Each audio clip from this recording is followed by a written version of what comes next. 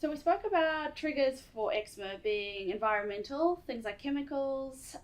What about foods that we eat? Do certain foods set off eczema? So that's a really common question I get a lot.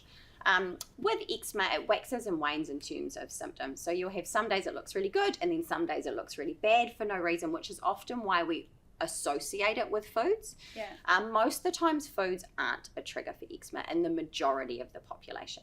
We do also see that eczema starts to appear around the age that we start solids. And again, it makes us think it's the food. That's not often the case. What happened to me. Yeah, and so sometimes you will get a child that will get rashes around their mouth when they eat certain foods, and that's more of a contact reaction to the food because of the skin itself. Yes. So we wouldn't avoid that food. In terms of children with eczema, they can also, like we talked about how it can be genetic, they can also have a genetic disposition, which means they're at high risk of a food allergy. Yeah. And what a food allergy looks like is ingesting that food and within 2 hours having signs and symptoms of an allergic reaction.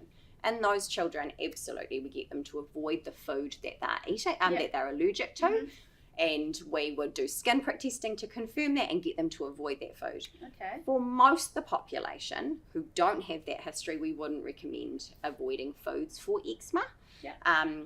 If they're really convinced that certain foods do trigger eczema, say for example cow's milk protein, if there's a lactose intolerance history, we would suggest stopping it for 2 weeks and seeing if there's a dramatic difference, if not getting it back in really quickly.